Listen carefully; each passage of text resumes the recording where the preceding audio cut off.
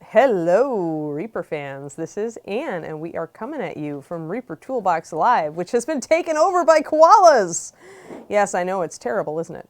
So, essentially, instead of working on Dance of Death, the model that is not out yet, we're just going to call it that from now on. Instead of working on the model that is not out yet, featuring 2 dragons fighting, we are actually interrupting your normal draconic programming to bring you more koala. Yes, because there must be more koala. Good evening, good morning, good afternoon, good night, good whatever time of day y'all are at. I know we get people from all over the globe, and that's part of what I love about this Twitch chat.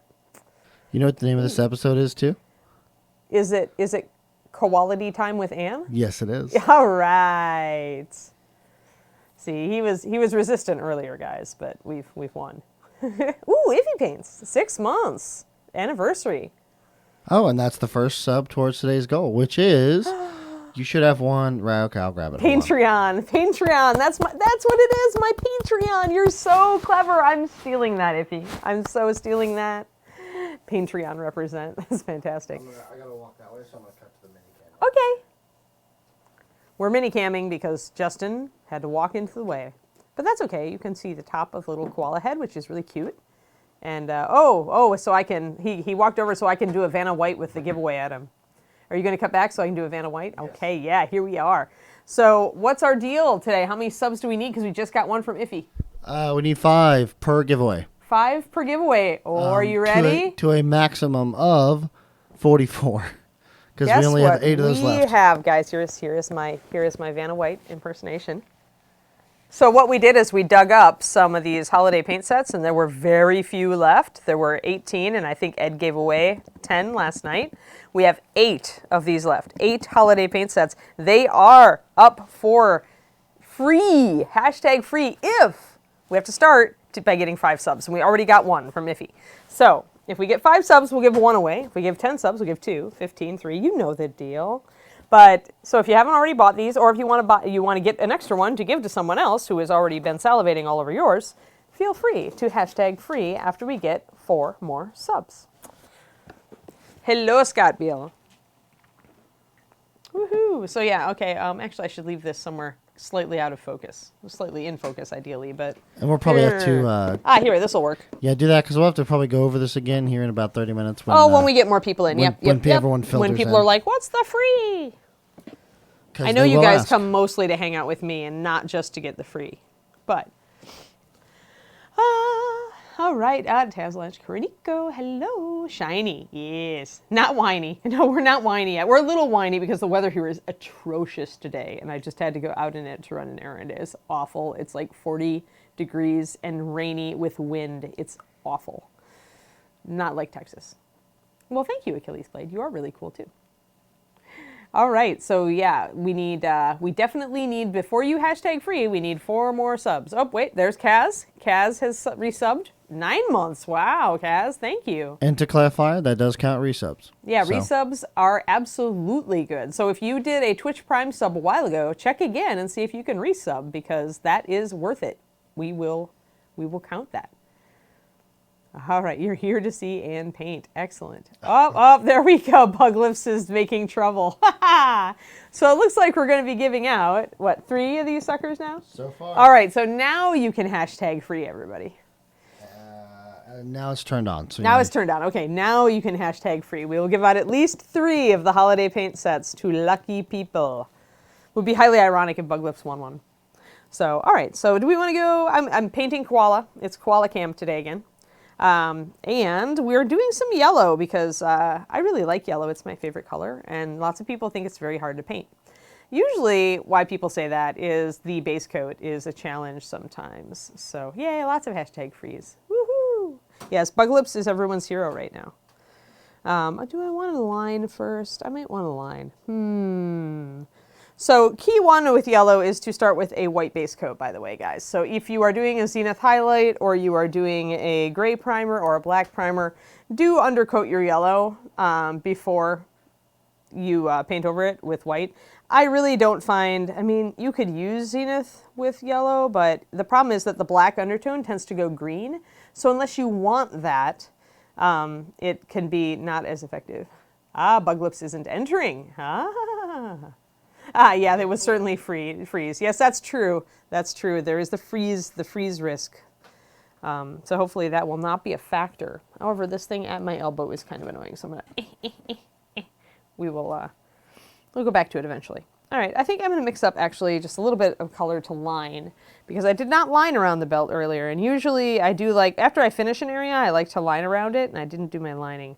So let's just do that for a bit. I actually don't have brown liner on my plate right now, but I do have Walnut Brown, and I do like Walnut Brown as a stand-in liner. That's 9136. It's a nice black brown. Some people call it a very cold dark brown, but the nice thing about walnut is if you need a very solid line, like if you're doing fine detail work, you might want a very dark, solid line. And so walnut has very good coverage even when thinned. So it does well with that if you need that. And this is a small model. So Chris M. Bandit Squad, we have a fundraiser going right now to benefit the RSPCA in Australia. To help out with the wildfires down there. And this koala and then another koala and a kangaroo and a koala in a tree are all on sale with proceeds going to benefit that. And the link is in chat, right? And the link is in chat right there, reapermini.com/search/Australia. Search/Australia, sorry. So yeah, so it's koalas. They're really adorable. This is Hope. She's very cute. She has a little tree that goes in her hand. I'm not quite there yet. But yeah, she's adorable, and then she's got a friend who is fighting the fires with an axe and a little baby on his back, and then there is, and those were sculpted by Jason Wiebe, and then Andy Pieper, one of our other artists who is very good at animals, did a kangaroo and a koala up a tree for this as well. So they are really adorable, and they're nice, simple figures. They're a nice, fast paint. I'm just going to put a dark line around the areas I'm about to paint because I don't want to finish both the yellow and the blue and then line, because essentially then I've got double the chance to screw up one or the other. So I usually will finish an area and then line around it while there's still just primer on the other side. That way if I screw up, I can try to screw up onto the primer where it doesn't matter. Yeah, I think we're shipping them. Did we ship them to Kit already? I'm not sure. That's a good question. I don't know. I can ask Ron. Yeah, I know a whole bunch of stuff was being put together to mail out to him like a day or two ago. Biggest problem there is just getting it across the ocean, and it takes at least a week. But yeah. All right. So we're just lining our little cloth things, and she's got some eucalyptus leaves here on her belt too, which I will get to later, but I'm going to kind of figure out where the tops of those are. There we go. She has them kind of hooked around her belt, so let's kind of shade that in. And that looks pretty good. She's got a lot of sacks and everything, bags that are taking up, hiding her belt toward the back, so I can just block in a line around those. Looks like I only have to worry about the belt itself on the front of the figure for the most part, because otherwise she's all full of pouches and stuff. So the yellow will mostly be a front accent, except I think I also want to use it on this hem down here, which also has designs on it. And one thing you can do while the white primer still makes it really evident where these designs are, because there's an up and down triangle pattern, is to just map them in with your liner while it's all still primed. That way you don't lose it, because some of the detail is very shallow. And it's really easy to start, especially if you've filed away mold lines or whatever, it can be hard to see it afterwards. So sometimes, like now, I will just map it in advance so that I have it as a guide. Because I don't want to do both sets of triangles yellow. I want to do one set yellow, and then I decide on the other color. Maybe white. Might be simple. Maybe black. Not sure. At that point, we got to kind of look at color theory and say, well, what can we throw onto this model without making it too busy? Maybe even pink. I did want to do her in pink at the beginning, but unfortunately, her fur is so light, I thought it would not do very well. It wouldn't go very well. I needed more contrast than that, which is actually for those of you who joined the Patreon, you can hear me say this many times, but I will tell it to the rest of you as well. When you are not sure about colors, just start with one color and then kind of choose from there and try to go for contrast. So in this case, I started with a pale brownish gray fur, and so I knew that my next color I wanted to be darker. So that's why I ended up going with the blue instead of a pink, because I had started light, so I wanted to go with a dark color for my next one. And now I can go back to another light color for my next accent, which is the yellow. So you can kind of, when you choose your colors, kind of go that way. Don't just think about what color you want to do, but also whether it needs to be light or dark. And here we are. We're almost. Oh no! I think I got off kilter. Doot doot. We're just gonna have to. And whenever you can't see the sculpt, feel free to just kind of, you know, draw it in. If you've accidentally taken off part of the pattern with a with a file when you were trying to get at a mold line or something, and it's just a smooth surface, it really doesn't matter. You can just draw it in. With things like simple patterns like this, triangles, these are easy. I'll correct it a little bit since I haven't painted it yet. Make it a little more even. And with lining, you also want to put a dark line between everywhere one surface meets another. And that'll include things like borders, or at least for me it does. Just because I want this little pattern to stand out from the blue of the cloth, so I will put a dark line between the two. And I am using my, I am using the brush that I always use, which is my Da Vinci Maestro Series 10, size 1. Because it has it's a nice long brush with a fine tip, which means that using thinned paint on it is very easy, and it tends to keep a great tip and smoothly do things like lining and fine detail. It is a lovely brush. There. I keep going to try other brushes, and I always come back to this one. I've used this brush for competition painting for over 20 years at this point. Not this brush itself, but you know, this type of brush. I should make that a clarification. All right, so we have figured out mostly. I want to do this top. I'm probably going to do her little necklet here in like NMM gold. Like she's got a torque or something on, and I'm not sure if it's supposed to be cloth or whatever, but she can have some jewelry as far as I'm concerned. So I will just line a little bit more. It's easy to get kind of addicted to lining. Like I find it very relaxing, and it makes everything look so much crisper that I really am fond of it, and so I tend to just line and just keep lining.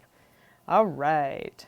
Everybody's got their little free. I like the little hashtag free graphic trashorama. Oh, we are partnered. We're Twitch partners. Yay! I am Kate Markey. When learning to paint, I think going for something kind of middle, but with a good tip is a good idea. I like sable brushes because they hold a tip better than the synthetic stuff. But I mean, even a decent synthetic, like the Reaper synthetic size 0, or something a little bit bigger than this 5-aught Reaper. It's small enough. You want kind of a workhorse brush, and this 5-aught is what I used to use for all my painting for Reaper, because it's small enough where I could hit really fine details with it. You can see how sharp the tip is, but it also is big enough that I can base coat and do bigger areas with it without too much paint, unless I'm doing like a dragon or something huge, right? And then you probably should get just a big brush for painting that, or an airbrush. And Curly Hamster has a point about the more you can do with the bigger brush, the better, in that you should use as big a brush as you can get away with for base coating especially, because then you can cover the space a lot faster and more evenly, and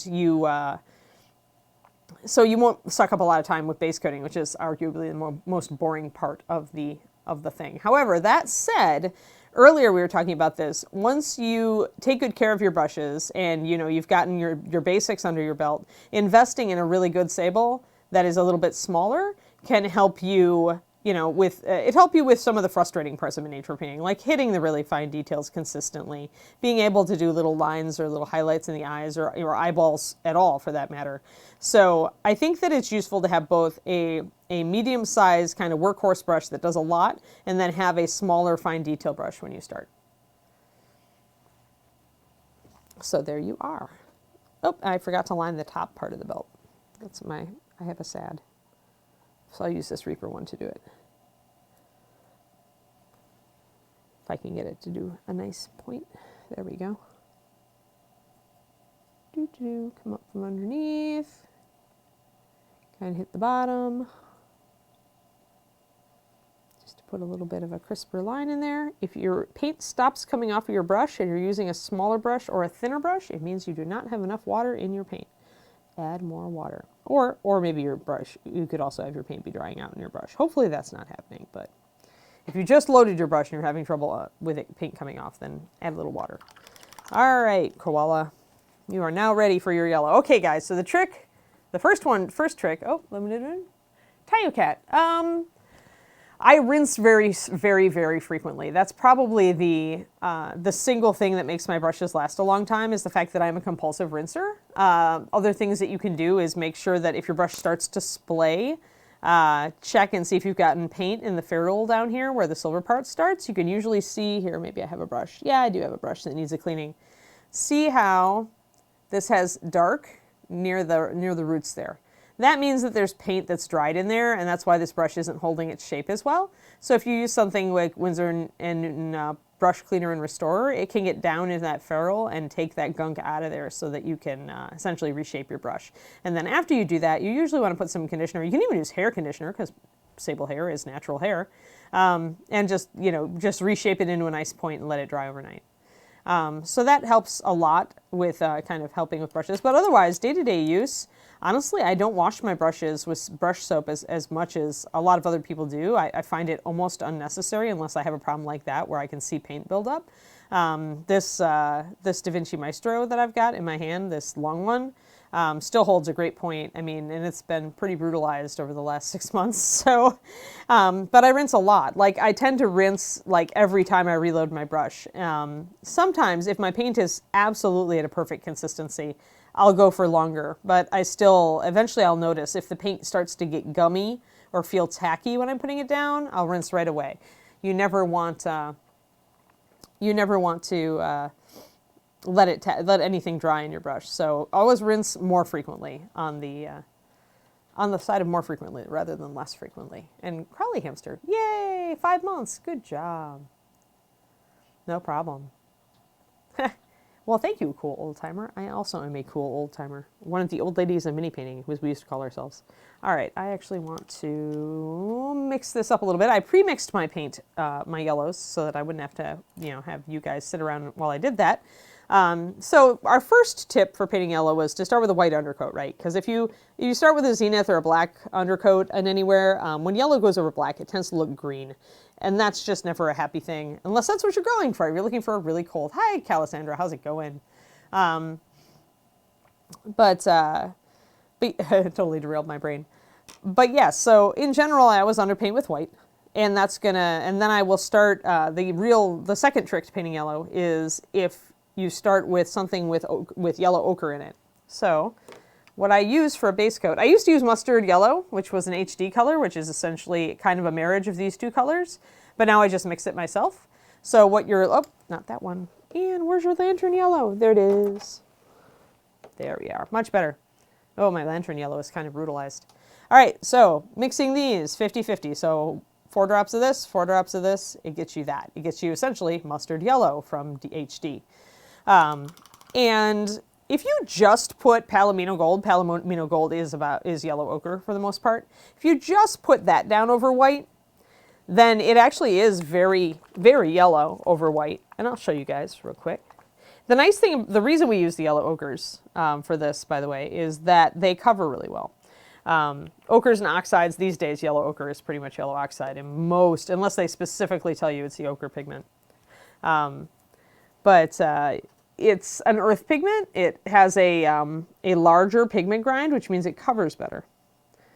So we'll throw some water into that, and you can see that it'll be, oh yeah, the crazy zero brush challenge. There's some crazy zero brush challenges out there, that's for sure.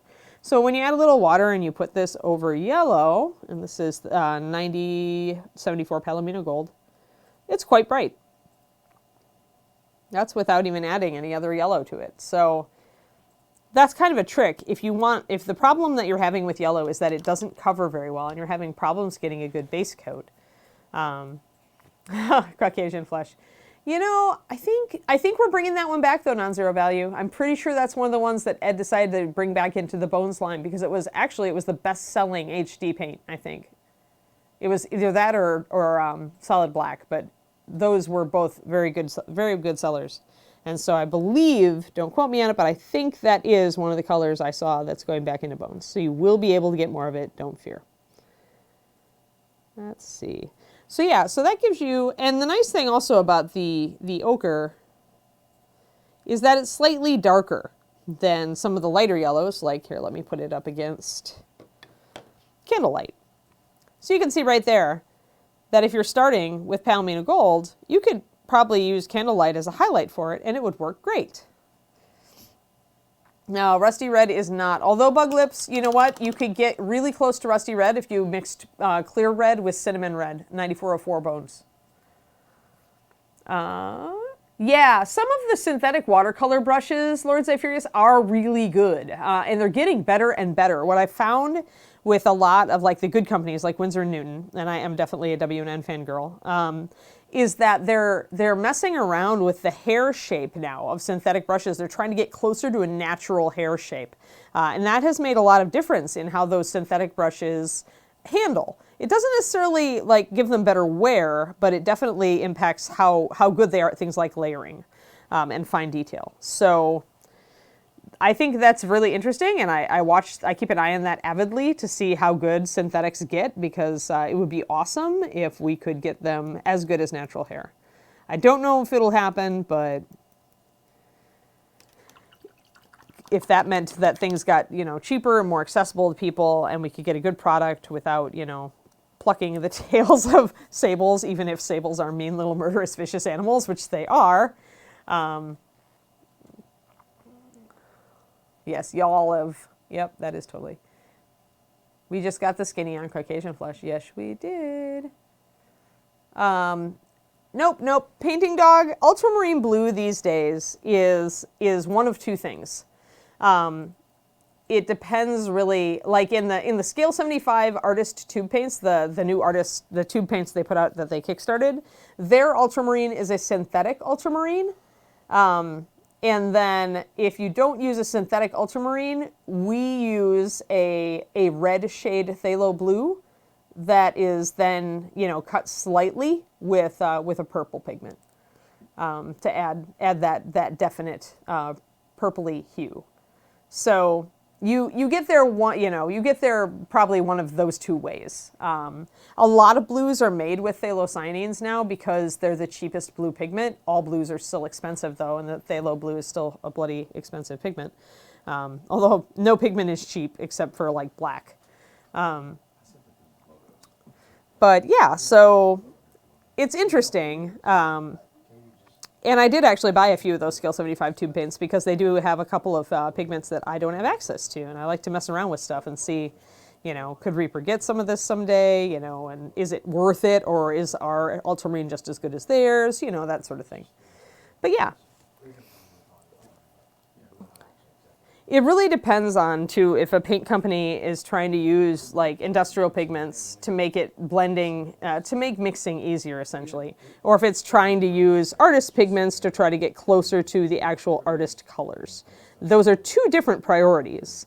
Because artist colors, as everybody knows, is great if you have Payne's Gray, but if you're not an artist, you know what to do with it, you know? So, yeah, any watercolor. Yeah, Master Touch watercolor synthetics are also pretty good. And that's another company, actually, Karniko, that is messing around with changing the shape of the sable hair. Yeah, Jetta Rose, that was well, for years it's been my job at Reaper to make the paint. I was the person who created Master Series, so I had to learn a lot. Luckily, when I was learning, I'm still going to keep using, I'm going to use this yellow ochre and lantern yellow mix. It's a 50-50 mix, so 9074... Palomino Gold, which is our yellow ochre, and then 9407. Mixed together 50-50 here. And you'll see it's not actually quite as dark as the yellow oxide. So I may go back to pure Palomino.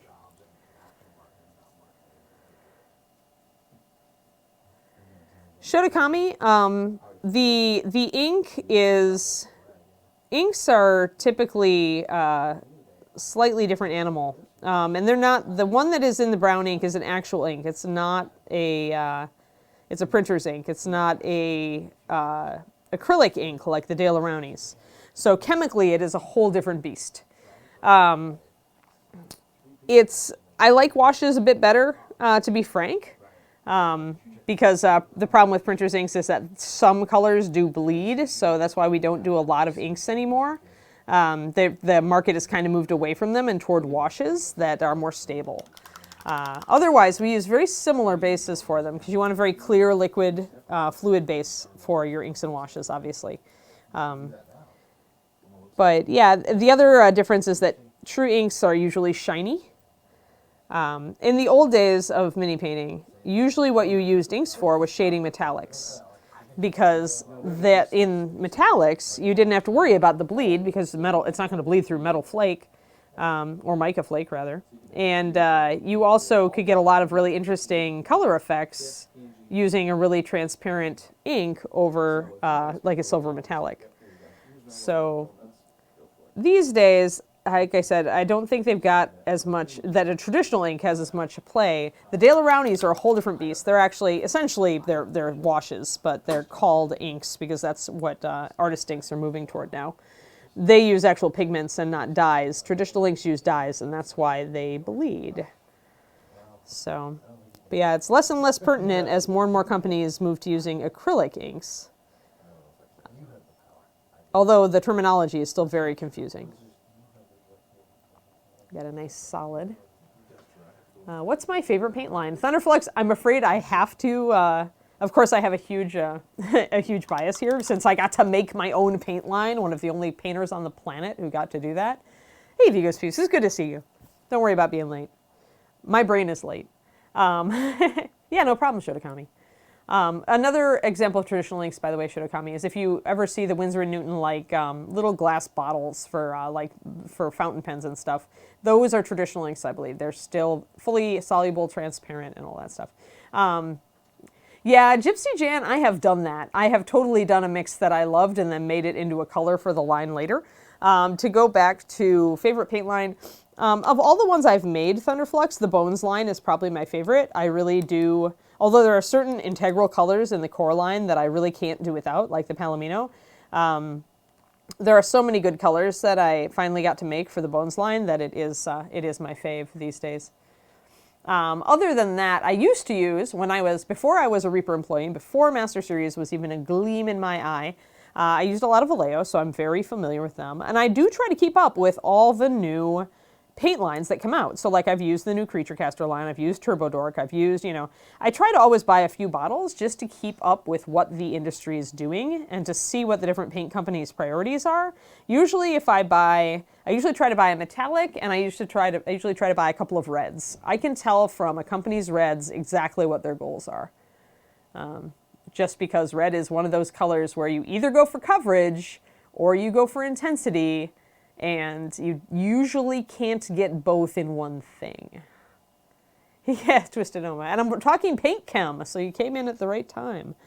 But yeah, so I actually have been messing around, been telling my Patreon I'm going to do a little write-up on these, and I probably will do it for a color workshop at some point for $5 tier. But I've been working more with the Scale 75 tube paints, and it's interesting. It's very, very interesting. I like that they're using some unusual pigments that most paint companies aren't using. You definitely pay for it. It is a bigger container, but they're definitely not cheap. But I also started out painting canvas. I was a 2D painter before I was a miniature painter, so it's not too alien, and you can use them in a palette. They work really well on a wet palette.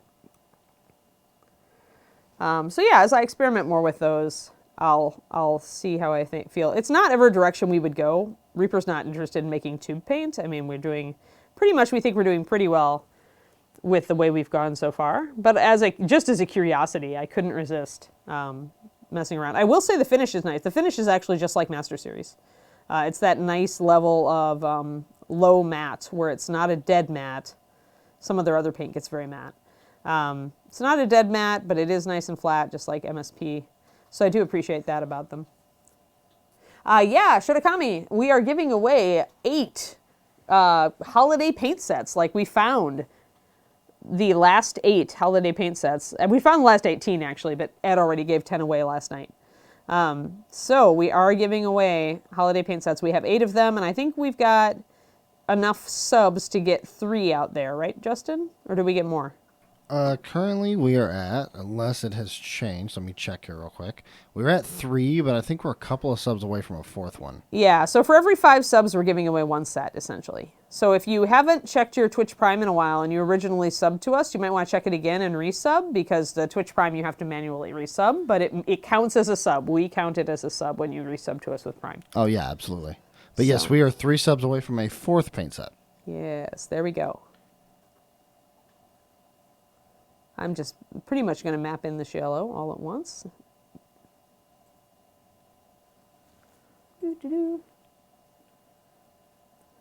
Well, non-zero value, it's also a different learning curve.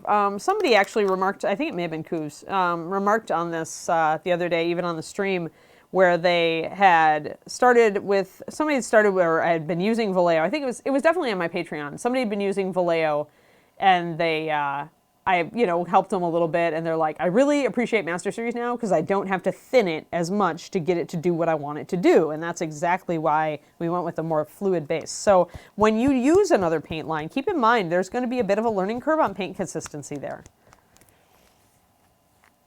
Lord Cypherius, Ed and I have talked about it, but for one thing, I had a hard time sourcing a USA based flake company that made a fine enough flake. I was looking a while ago. And the other thing is that, frankly, everybody else and their dog is doing it now. The TurboDork ones are very good, actually, I found. I didn't like the Green Stuff World ones quite as much, but you had to build them up a lot more layers, I found. But they're very niche. My problem with them otherwise is that a lot of companies are doing them, and they're very niche. They have limited applications. They usually are best on larger models or vehicles because they need a lot of space for that color shift to really look good. And so there are definitely more limited applications. So we're not sure that we really want to go there, because if we can't do it cheaper, we can't do it better, if there's already great products out there, and if it's a really niche product, are we going to be essentially using up time and resources and space making a line that's just not really going to do all that great? My whole benchmark that I used to use was, can I do it better? Like, is there a niche in the industry that other people just really aren't doing well? Like, when I use their product, do I think, man, I wish this did this, or man, I wish they had this color? And that's where I would go, oh, all right. Or something like, hey, the industry needs this and nobody's doing it. That sort of thing is the kind of thing I like to glom onto. But when you've got a lot of companies going into the color shift, yeah, Painting Dog, I'm with you on that. I think it was TurboDork, Future Ruble. I actually played with it, putting it over like purple, and really liked it. Yeah, and also many color shift effects are much better with airbrushes. Punish to Woo totally has that. But not all. I mean, I was able to brush the TurboDork on. I thinned it slightly, and I brushed it on over a dark base coat, and I got a good color shift. You have to be careful, though. You got to thin it just a little bit, because you want it smooth. You don't want any clumpies at all, and that can be frustrating. That's why a lot of people say that you should airbrush them, just because that way you're not going to have to worry about your paint consistency and getting an uneven coat, especially if you're doing something flat like a vehicle. Yeah, there's lots of paint shakers out there. I've just never used them. I always was manually shaking everything. All right, we've finally got a good solid base coat. And you can see that it's a little bit of a darker yellow, but it's still pretty saturated, so we shouldn't have a problem. Now we're going to go and shade it a bit, and the best thing I think to shade yellows with is either an orangey brown or a browny orange. So this is, let me get my paint. Oh, where did I put it? Oh, it's hiding. That's the problem with having so many things around here. So that color that you always looked at and never knew what it was for, this 9201 orange brown, guess what it's really good at? It's really good at shading yellow, especially if you thin it down a little bit. So I've thinned it a bit. And I'm going to use it to shade my yellow. I'm going to use it to essentially pick out all these little details on the belt. Yeah, I haven't tried Instar.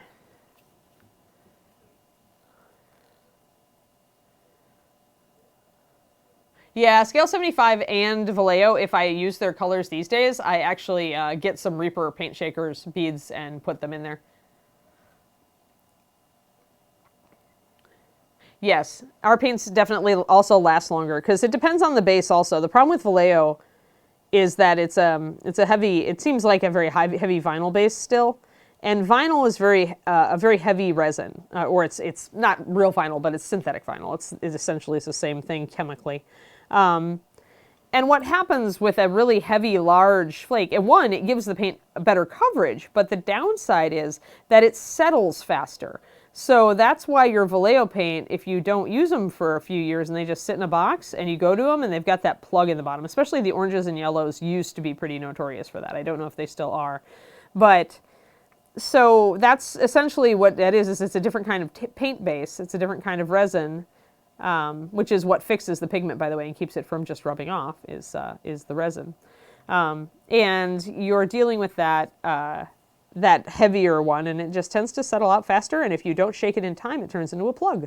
And it cannot be put back into solution after it goes that way. So that means that when you use that higher coverage base, the downside is longevity. You lose some. The other downside is that it separates on the palette when you thin it to a certain point.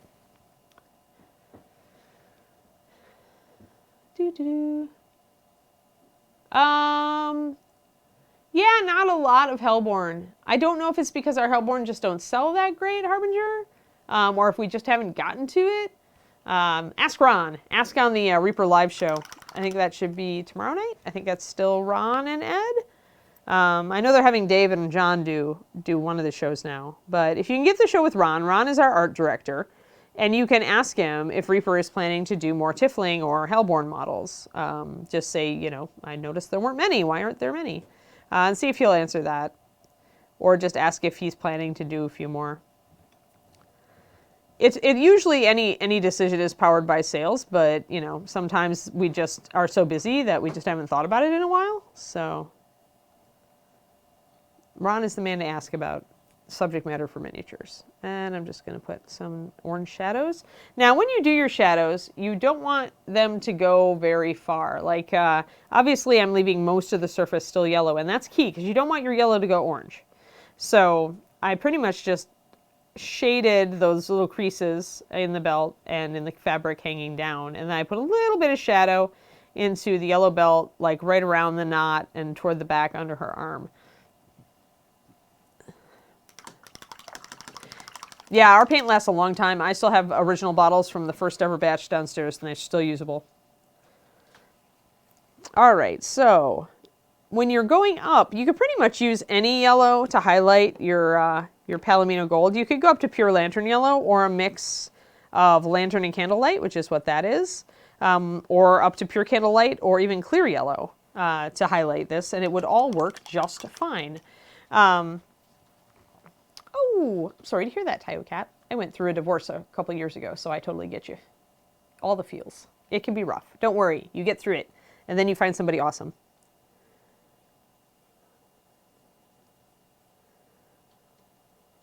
That's what to focus on, is finding somebody awesome. Yeah, you could swap burnt orange in. It's a little more desaturated non-zero value, but it would work just fine, and I have used it for that as well. And now I'm going to highlight. I'm just going to pretty much come over the top, try to hit the upper surfaces. I'm going to hit this little edge down here. I'm just going to use straight Candlelight because I want some contrast. And honestly, yellows are so very transparent that you can make them blend pretty easily once you have your base coat set up. Yeah.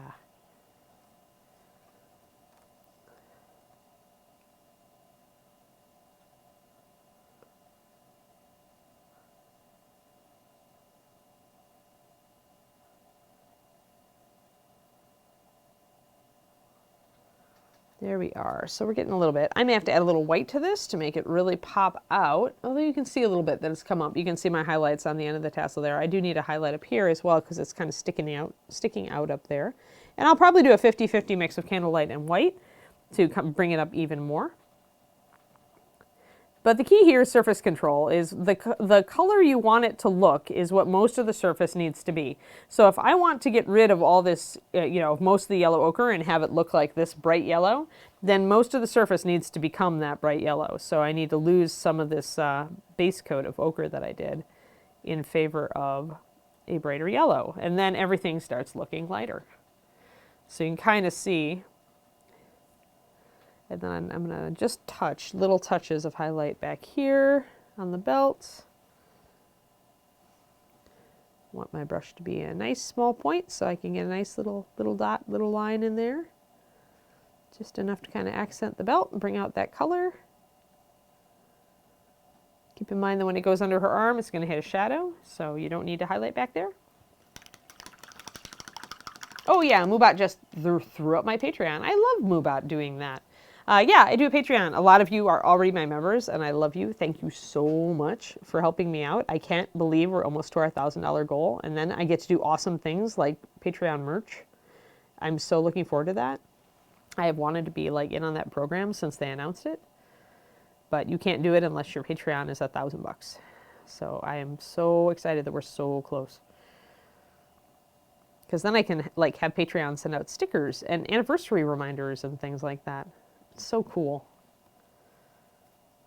All right. Just trying to reline a little bit where I got too much yellow over it. And down on this little, when I do things like freehand and you want to shade it, but it's flat. Am I the Bob Ross of mini painting? Happy accidents all over the place, Max Powers.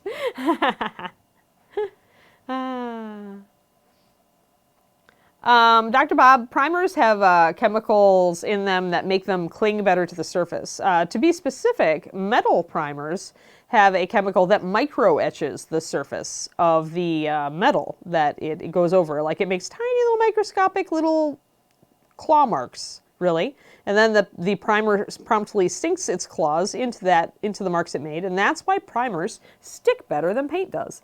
Paint doesn't have that chemical formulation, so it does not. It needs the primer's help. Paint sticks to the primer really well because primers usually have a slight grain in the surface. So just enough for paint to stick to. But yeah, primers are the ones that have that chemical. However, because primers have a chemical composition like that, you can imagine they are slightly more caustic on brushes. So that's why I don't use my good brushes to do priming. You'll notice primers are also just stickier usually. That also is a function of that base and what they do. Actually, Dr. Bob, our primers are totally max cool because our primers are so good they will stick to glass. Our brush on white primer sticks to glass, and that's awesome. Yeah, Stynylrez, Nomad Zeke, I've only used it once, and only through an airbrush. It is an airbrush primer. I don't use airbrush very much, so that's why I've only used it once. But Stynylrez has gotten great reports from everybody I know who have used it, and a lot of really good airbrush people who I really respect have endorsed Stynylrez, so I believe it is a very good primer.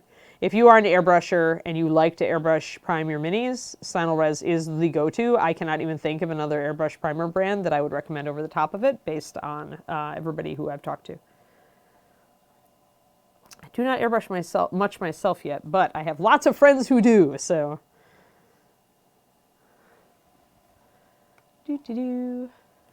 I'm so the Bob Ross. Okay, so we got to paint happy trees. Hey, I will be painting a happy tree. I'll be painting a happy tree maybe tomorrow. Yeah, we can do the tree tomorrow. We'll do a little terracotta pot and we'll do the foliage. And we can talk about how happy the tree is there. Then I will absolutely be Bob Ross of mini painting. That would make me happy, actually. A very happy little tree.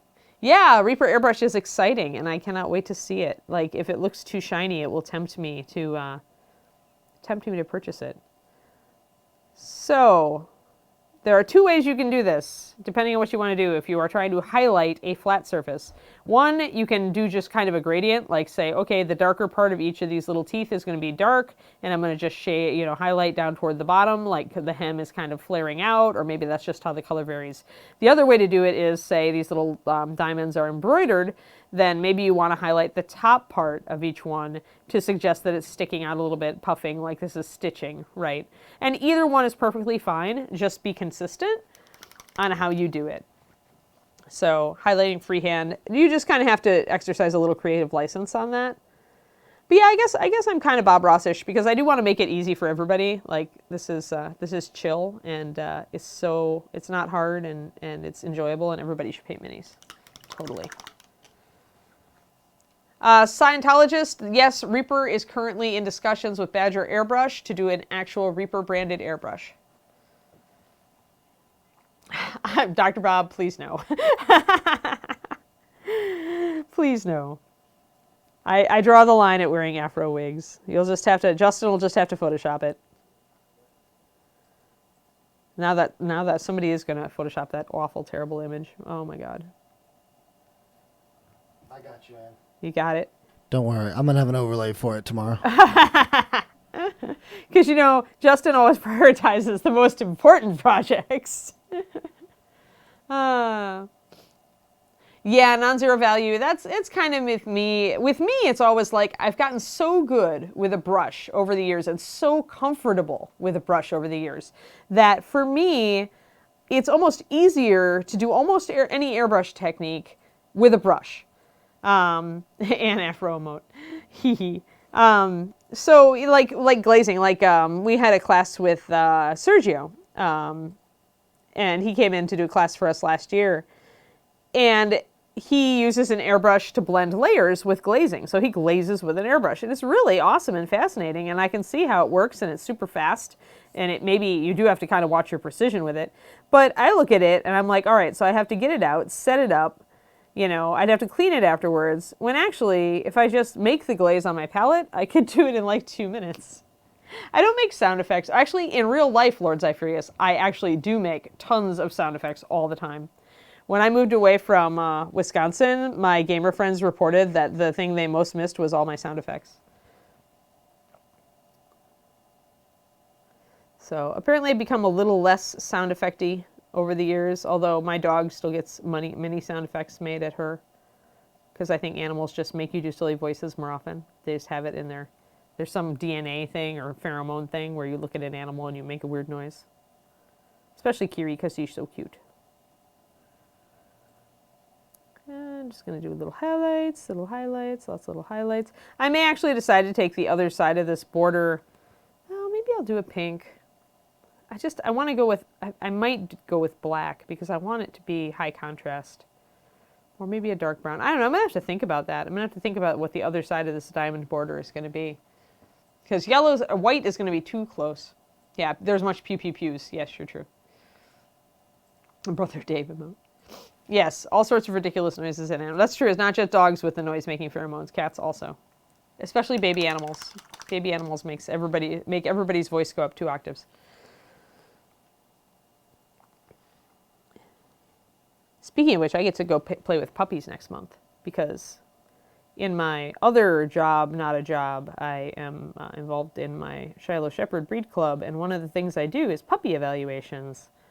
And there's a litter of puppies up in Oklahoma City that I get to go evaluate in February. And we run them through little temperament tests, and we assess their conformation and structure, and then we get to help the breeder place them in the correct homes. So maybe I'll take some cute puppy photos and share them with Justin and show you guys all the fun that I get to have doing puppy evaluations for my breed, because it is a lot of fun. We even have a puppy maze that the puppies run through or walk through or try to go over the side of. It is a very simple maze because they are only 8-week-old puppies and they are really babies with not many brain cells, but it's adorable.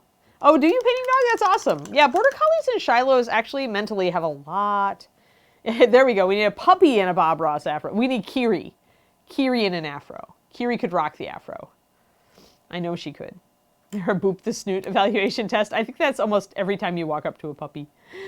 But yeah, painting dog. Border collies have Shilohs and border collies have both have that glued to people kind of herding breed, super intelligent thing.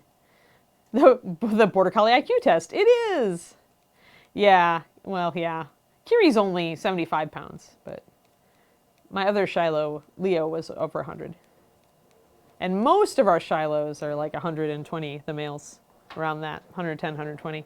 Some go up to 140, that's scary. You see a shepherd that big, it's just like you don't blame people for crossing the street. Even though they're friendly goofballs. All right, I'm gonna get a little bit of white in there and highlight my belt a little bit more. Please take the photos, must have puppy photos? All right, I will. Yeah, brains plus energy plus focus equals awesome and also mischief. Because they are way too smart for their own good. And not everybody knows how to handle that in a dog. Some people really just want laid back. Like Cindy downstairs has a basset hound. And I totally get that. I totally get them wanting something that is kind of laid back and easygoing and a lower RPM dog. But I love the brains. I really love the smartness, and I love the just wanting to engage with humans factor. I really love that in puppies. Lovable mutt works too. Yes, and that's Shepherd's Tasselanche. I mean, Shilohs come out of German Shepherds. That was what our breed originated from before other breeds were introduced. And yeah, it's totally the same. They don't mentally mature, well, sometimes not until they're 10.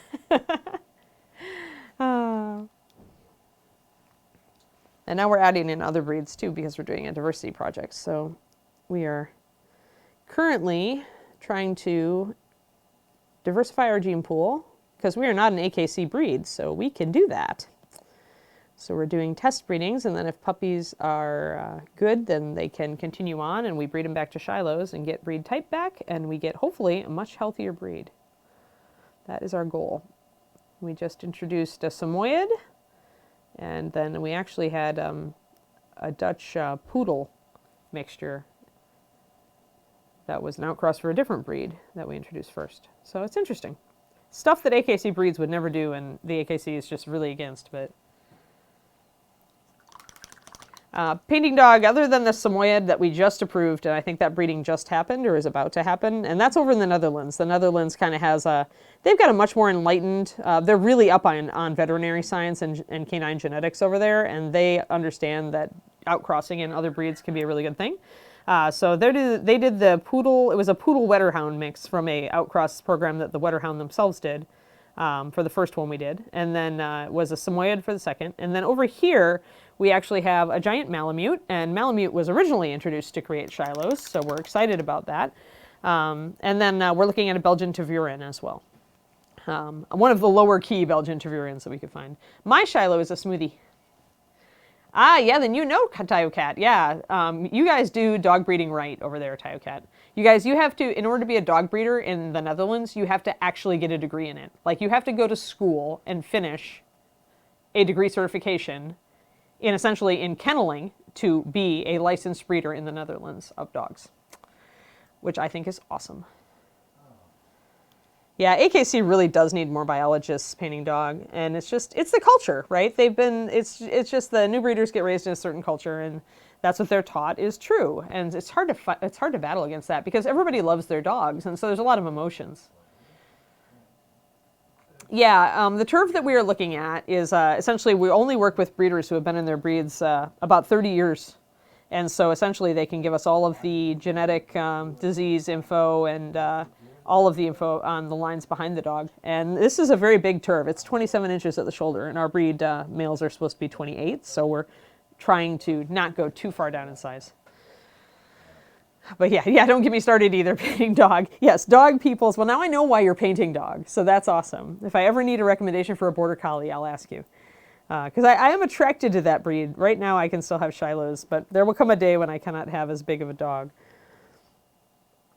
And then I'm tempted by the border collie. I cannot tell a lie.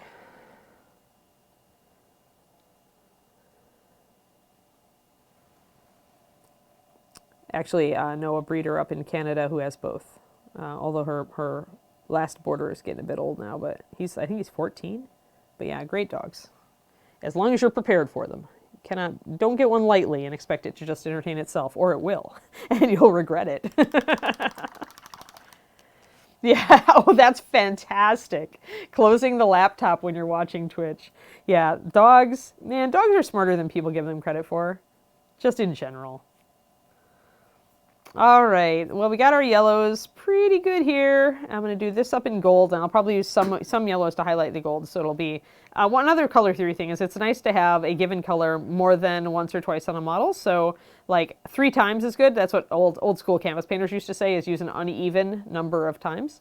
So I'll do a little bit of yellow highlighting on this torque up here when I do the NMM, and that way it'll be like yellow, yellow, yellow, and we'll have it 3 times on the miniature. So...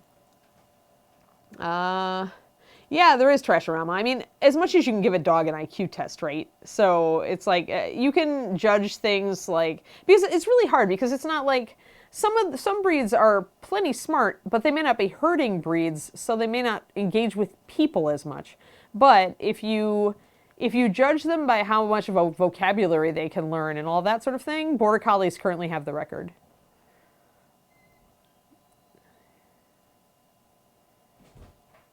Yes, the title of the stream. We lobbied for that earlier today.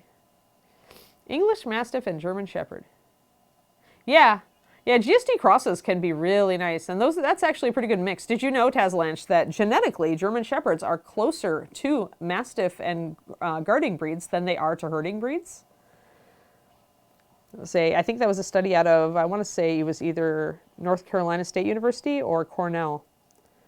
That had they sequenced the kinetic genome, and then they did they looked at different breeds, and possibly the scientists think it's because German Shepherds were raised for so long to do guard work, so that unintentionally they selected for groups of genes that had more in common with things like Mastiffs than with herding breeds.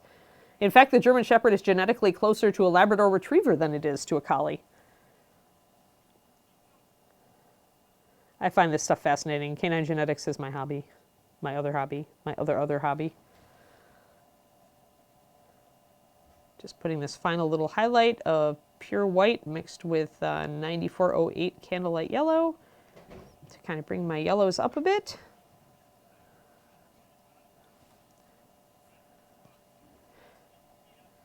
Yeah, that was kind of my point painting dogs. You can't really judge intelligence with dogs because... I mean, yeah, we were trying to quantify it by our own terms, and so many breeds were bred for different functions. I mean, how can you quantify, you know, like a border collie herding sheep? No way could a human do that. Not like that.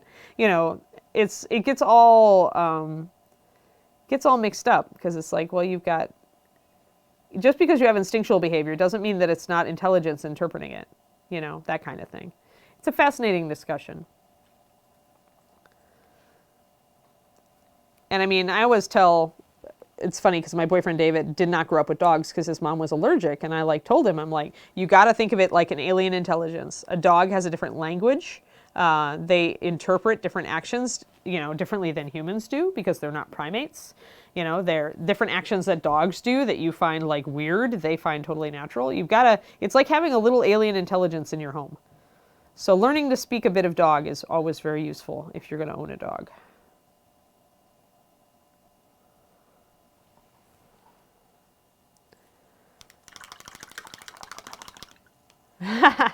Actually, Leo used to watch the Westminster Dog Show with me. Yep, I am very familiar with the Fox experiment. I have the book. Do you have the book?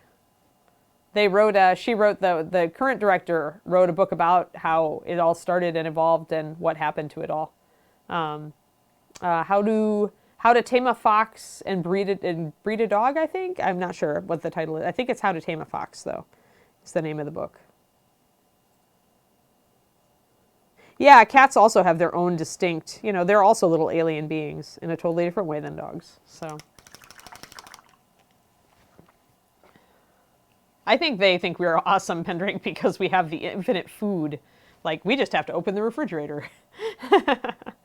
Yeah, the Fox experiment is fascinating, even more so because it really proved that domestication could have taken place over 10 or 20 generations and not thousands of years. So it really forced science to reevaluate one, what domestication was about, and that there are actually genetic factors to domestication, and that's why you can get domesticated things in some species but not in others. And two, that it could happen a lot faster than anybody thought it was. That if anybody thought it could, rather.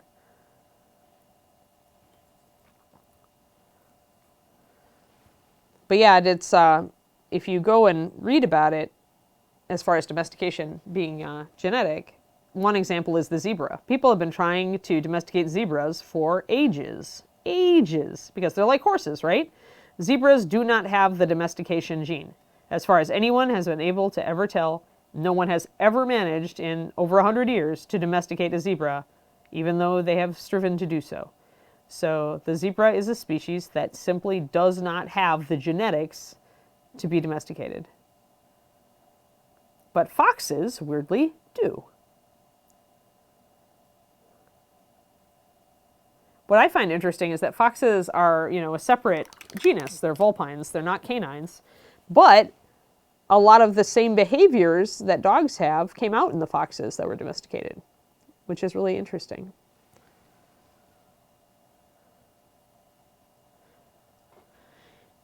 Yeah, non-zero value, pretty sure.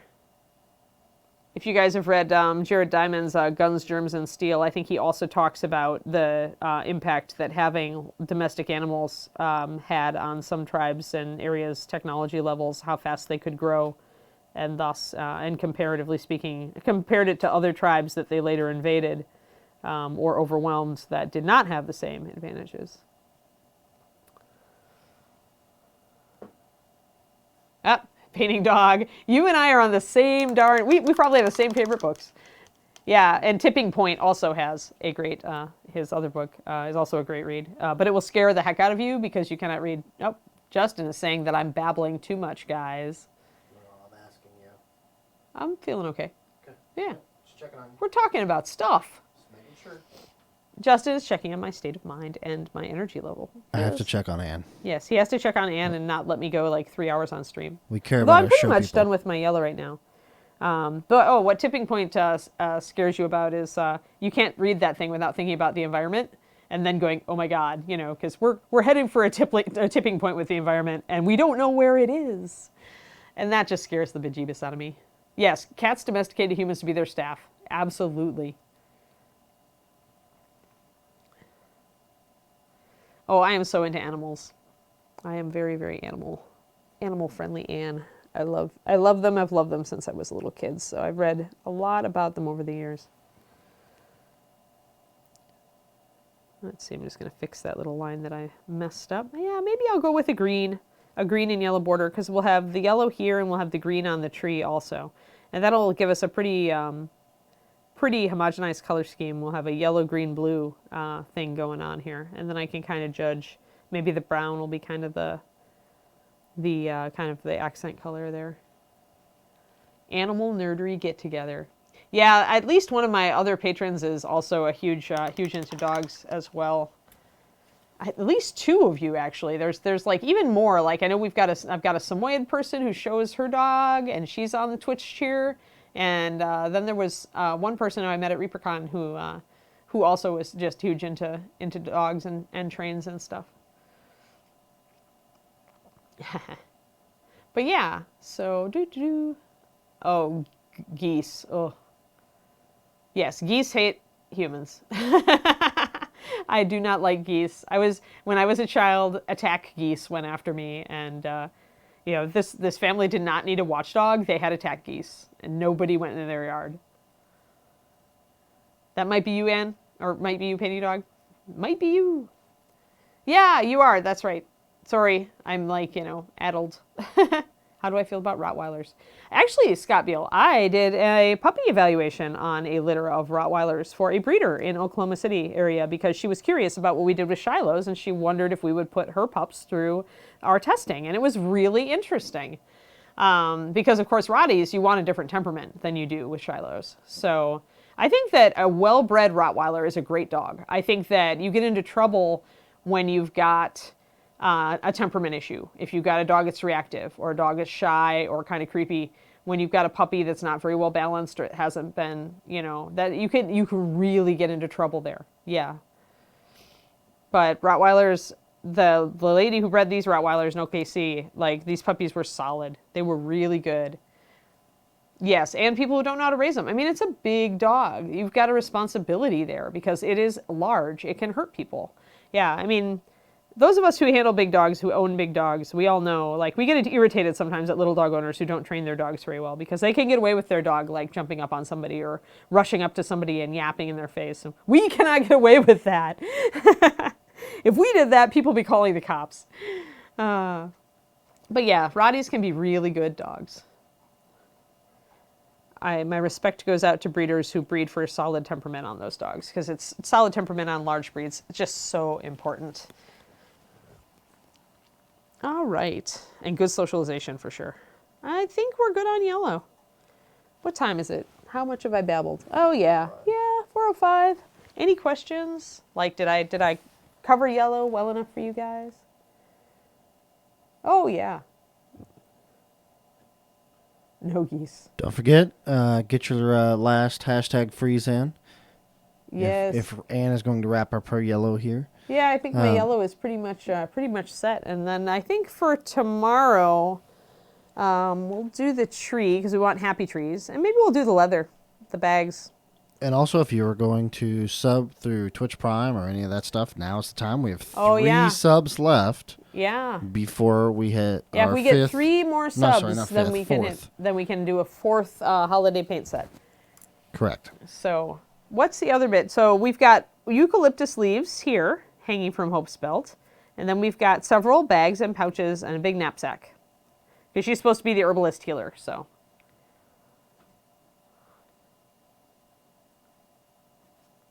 Yes, we have eucalyptus leaves right there, and she also has eucalyptus leaves up here, which is how you know Jason Weeby sculpted this model, because she has a snack pack. He likes to put snack packs on his figures.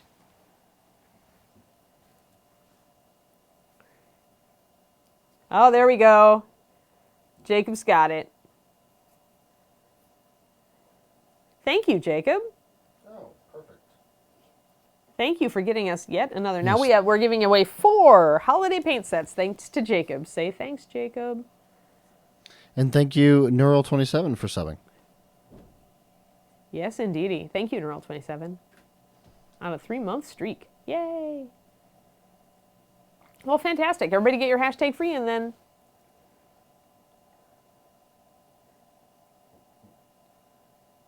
I know. Jacob is up to severe, like, he's up there as #1 in the gift subs up at the top of the stream chat. Yeah, the tree, it looks like broccoli. I'm thinking it's a boxwood tree. Maybe I'll look it up, but it really looks like a boxwood for me. Yeah, I feel bad for the Amazon delivery guys. Even Kiri will kind of woof at them. She recognizes the Amazon truck's noise.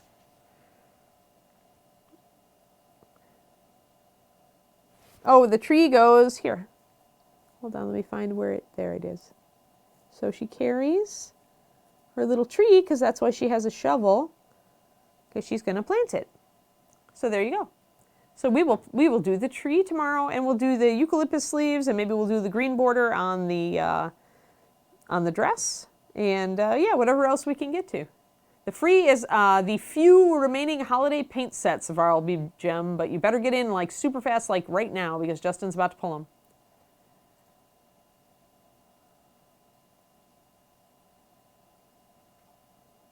I haven't checked it out, Tayo Cat, because Kiri, Reaper is extremely dog friendly, and so I get to bring Kiri to work, so I don't have a lonely animal at home anymore.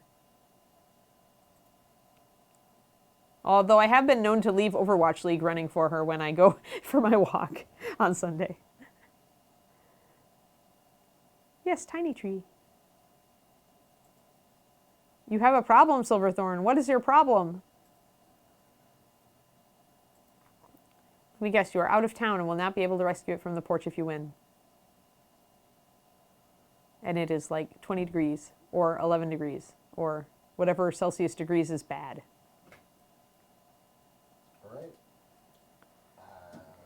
Justin's about to pull it. Are you ready to pull it? Yeah, I drew our 4 winners. All right, we have our winners. Go ahead and cut back to you. Me. So you Hi, can say guys. hi. I can. All right, All right. who are our winners? I'll go ahead and announce these here. Our first winner is M. Fontana 3, kwindylarue, You Will Never Know, and CaesarBritannicus. Those are our 4 winners. All right, excellent, you guys. So you want to email, oh man, reaperlive at reapermini? Is that it? reaperlive at reapermini.com. And you want to give Justin your Twitch screen name so that he can verify who you are and your shipping address so that he can mail you stuff. Yeah, bye, non-zero value. It was good to chat with you. Congrats to everybody. Oh, yes, and if you're on my Patreon, I actually did a write-up on the holiday colors and what they're good for, and I gave you triads for them. So don't forget to download that for those of you who are my patrons, if you win these, or even if you just have the set. Let's see here. I'll find this arrayed. Actually, one of those holiday paints is now my favorite highlight for rosy skin.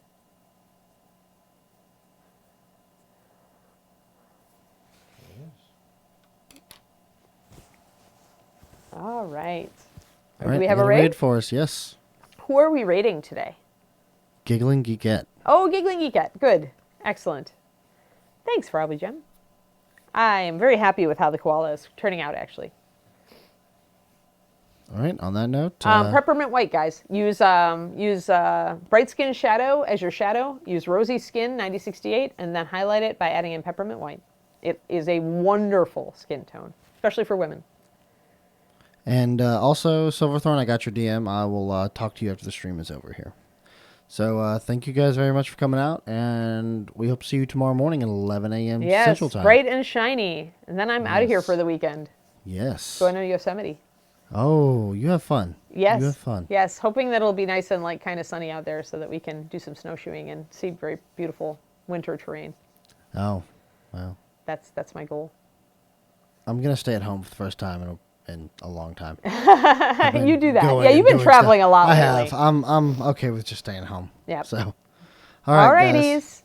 We'll see you tomorrow morning, everybody, or at maybe- least some of you. Maybe streaming a little bit. Maybe. Yeah. You doing your own streaming? Doing my own streaming. What game? Escape from Tarkov. Oh, that's right. Escape Yeah. from Tarkov. Which I will try to enjoy you. Don't know how many people here actually play or watch or care about. So. Well, they say that if you start with a more niche game, you have a better chance of getting people to watch you. Well, there you go. All right, I'm going to start our raid All right, here. get ready to raid the Giggling Geekette, everybody. Yes, Tell and her thank hello you, from Reaper. Spread the Reaper love. And Yes, spread Reaper love. Thank you for stopping by. Indeedy. That would be Jeroid, Max Powers. Juhroid. All right. If I do actually decide to, if I do decide to stream, then I will let you guys know in the next couple of days. So, Yay. thank you guys. All right, have a good one, everybody.